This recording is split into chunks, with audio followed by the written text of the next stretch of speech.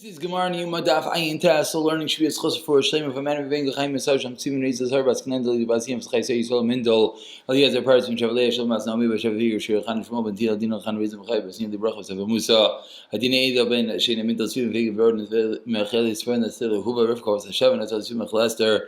Besoy shachli Yisrael was chshedach for Yisrael chaim and devira and etoleya. Bas Ito. We are holding on the bottom of Ayin Chesed Bees, the first wide line. I apologize if there's a slight echo. Mirza Hashem, we're a little bit of a new setup, new country. Hopefully it'll get taken care of the next day or two. So we're on the first wide line of Ayin Chesed Bees. Says the Gemara, HaMelech v'Hakala Yerchatu Es Peneim. That the king and Akala is allowed to wash their face in Yom Kippur. For those who learned a little bit about the halachas of Tisha B'Av, the 9 days, there are those that extend this halacha. I think we mentioned it. There are those that say that just like a kala can wash her face in Yom Kippur, certainly a kala for 30 days can wash perhaps in cold water during the 9 days, etc. for the similar reason that she should appear beautiful for her husband. Says the Gemara Mastis Mani, who is the Tan of the Mishnah of Rechlina ben Tradini? It is Rechlina ben Tradini Tanya, as we learned in the Raisa. HaMelech v'Hakalo Yerchzu Es B'neihem. HaMelech and Akalo is not allowed to wash their face. Rav Chanina ben Tradin Oimer. Mishum Rav Eliezer HaMelech v'Hakalo Yerchzu Es B'neihem. They have to wash their face. Hachaya, when it comes to Hachaya, a woman who just gave birth, Lo Yitinu Lesa Sandal, she is not allowed to wear shoes. And again, that's the thing, that is the Tanakama, who's not like our Mishnah. Rachlina ben Tradin Oimer. Mishum Elazar Chaya Tinu Lesa Delel. Excuse me. Chaya, newborn mother, is allowed to wear shoes like we saw in our Mishnah. My taima, what is the reason that in both these cases Rav Eliezer is Mekel? Says the Gemara Melech. A king has to always be beautiful. We know a king used to get a haircut every single day. He has to appear in his splendor. So therefore, even in Yom Kippur, Kala, my taima, what's the reason why a Kala could be Mekel, could be lenient? Like we mentioned, so she does not become repulsive. They just get married, give them time to know each other. Therefore, she's allowed to wash her face for the first 30 days. Rav says to Rav Chila, Kalo ad kama. Until when is she considered a kalo? We just pointed out the answer. Amalei Kedatanya is learned in a brisa. We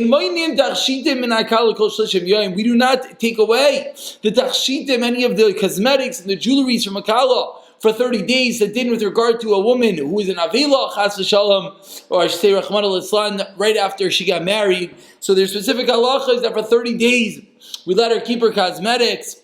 Similar will be this halacha about Yom Kippur. Achaya tilas adando, what's the reason? Mishom tzina. Because it can be cold, it can be a sakana. She's a chayla at that point. Amar Shmuel, machma sakanas akri mutter. Similarly, Shmuel says, if let's say you live out in who knows where and there's snakes and scorpions all over the floor, and therefore you need to wear shoes to prevent yourself from getting bitten, says Shmuel, that will also be permissible. Says the Gemara on the last line, so we said in the Mishnah that what is the shear to be chayiv, to be over encouraged, the din daraisa of eating Yom Kippur, the equivalent of a large date. Hagasa. Rabba asks Rabba as we move along to a little bit of a short Amud Aleph.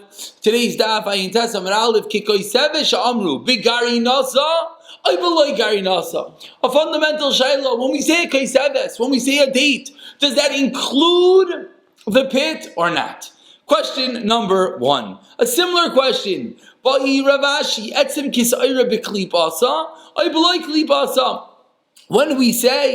Mishnah says that the piece of a bone is mitame, it gives off tumah, and the Mishnah says the size of a barley kernel, says the Gemara is that with its shell, with that little thin layer around it, the likely possible without its shell. And question number 3 is that by the barley, is it a fresh barley, a moist barley kernel? A dried out barley kernel. 3 shaylos, of course, ours is primarily the first one, that the chayseves, the state, is it including the pit or not? Says the Gemara, first of all, before we answer the question, Rav Ashi did not have the question of Rav Papa. What's the reason? Because Gasa Itmar. Because it says in the Mishnah, Gasa, the date has to be Kikoi Seves Hagasa, a large date. And therefore, Rav Ashi learned that it's a davar pasha, it's an obvious point.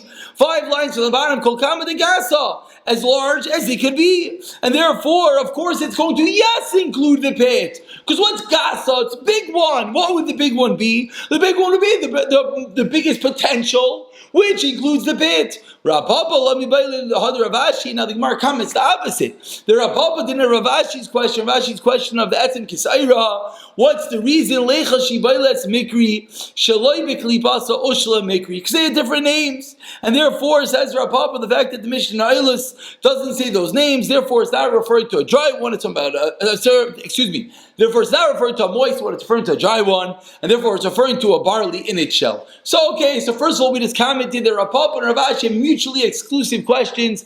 Each one is not bothered by the other one. But now let's get back to our Kaiseves Gasa, our large date. Amar Rava Amar Rav Yehuda Kaiseves Gasa Shamru. This large date that we just spoke about. Yisira Mikabeya. It is larger than a beya. We know a beya is a standard measurement in all of shiurim and all of halacha. So says Rav Yehuda, this year of Kaiseves Gasa large date is even bigger than a beya. And he explains why do we have this unique and interesting shear with Yom Kippur. We know generally it's Concise, it's Kabeya. All of a sudden we have a larger shear of Kaiseves Gasa large date. He explains, you know why? Because that is the amount that makes your mind at ease, it makes you feel full, satiated, and ready to move on with your day. But it doesn't calm your mind.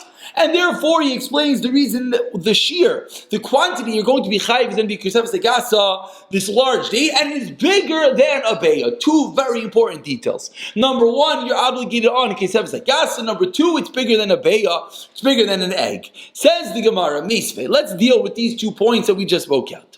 There was a story on Sukkot. We'll be in Sukkah, Mirz Hashem. We'll see this Gemara very shortly in a few weeks' time. There was a story that they brought in front of Rabbi Yochanan Zakkai to taste the tafshil.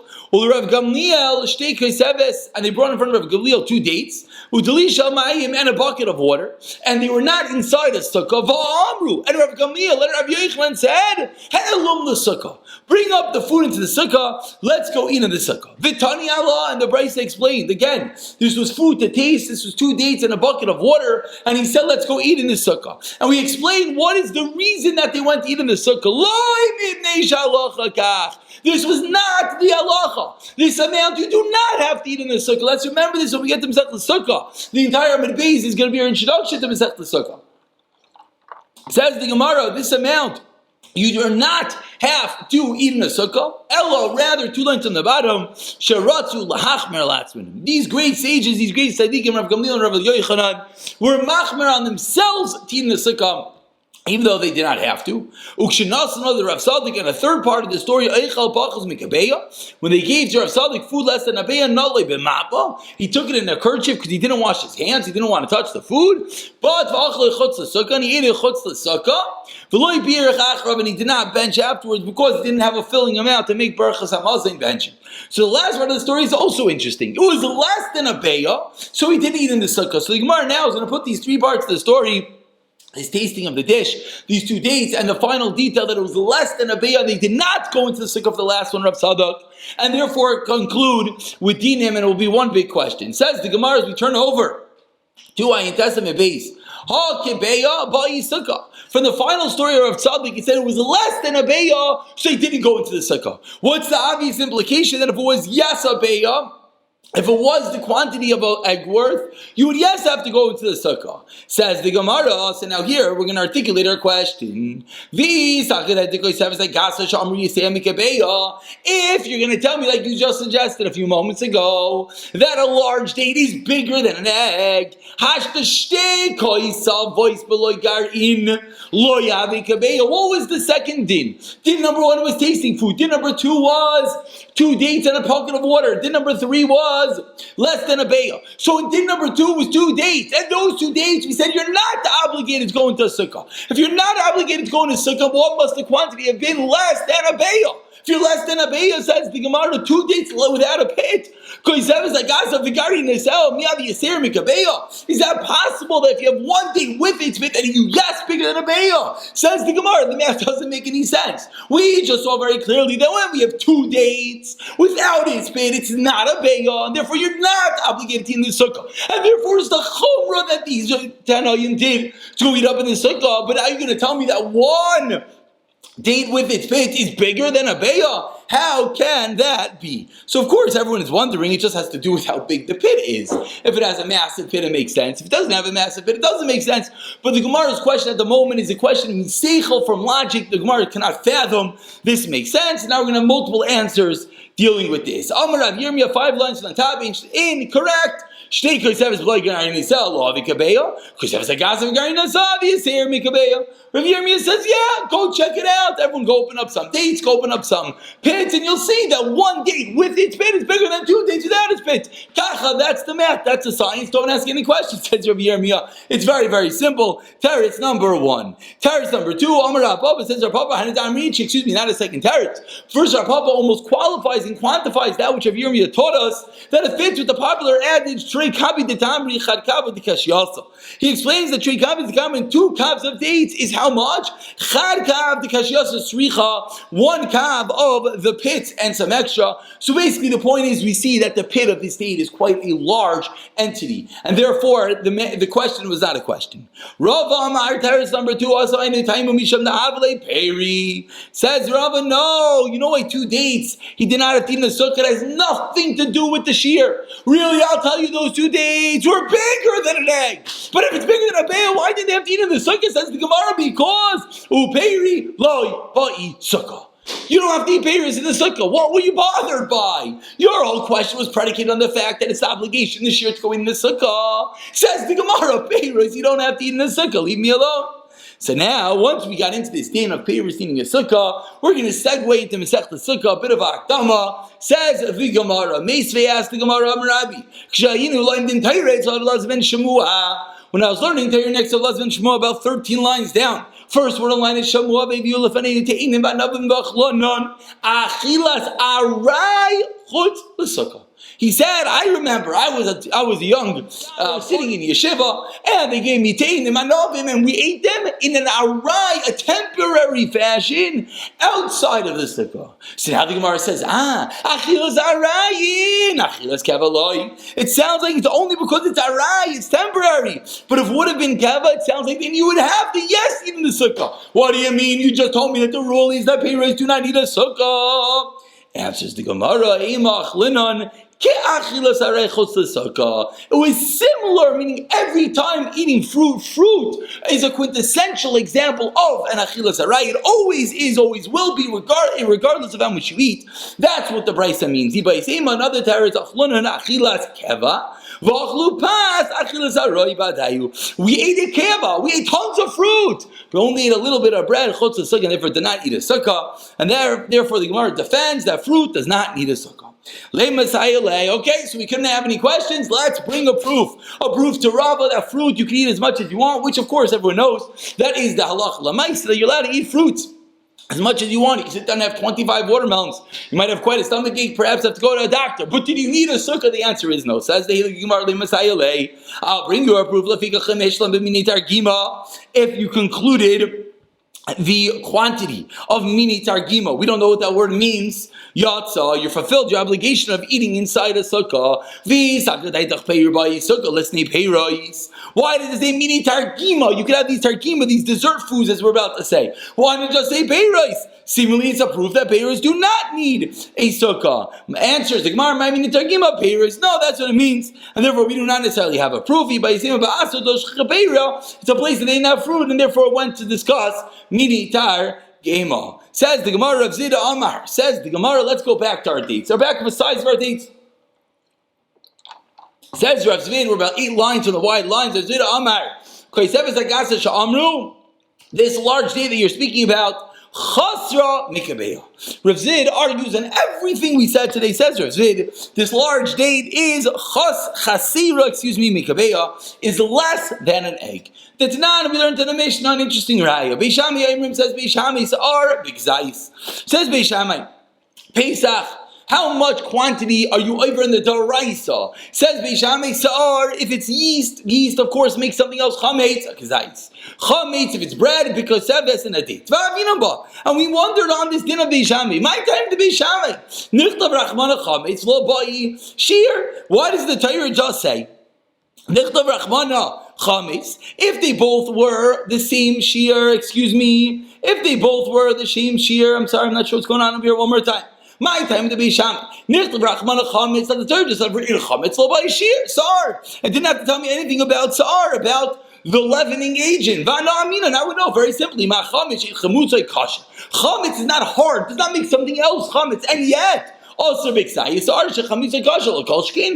the most obvious thing that sa'ar would have the same quantity as chametz. So why did the Torah have to go out of its way to say chametz is sa'ar? What from the fact that the Torah did speak out both chametz and sa'ar, both bread and the yeast products. Limda kach, it teaches us shiurel shalzeh lo kishurel shalzeh, that the shiurim, the shear of chametz and sa'ar are different. Says the Gemara, what are the different shiurim? Sa'ar b'kazayis v'chametz b'kazayis. Great, sa'ar, the yeast will be a kazayis, the chametz will be a kazayis. So far we have a brisa. What did the brisa teach me? For the fact that Torah spoke out, you cannot have a quantity of yeast, a quantity of bread, tells me there must be different amounts. Because if they were the same amount, why would the Torah have to write it two different times? For the fact that the Torah wrote two different items means they're two different quantities. What are the two different quantities, says Beis Shammai? Chametz is in a kazayis, chametz is in a kazayis a day, and sa'ar yeast is in a kazayis. So now the Gemara says it's raya on the first wide line.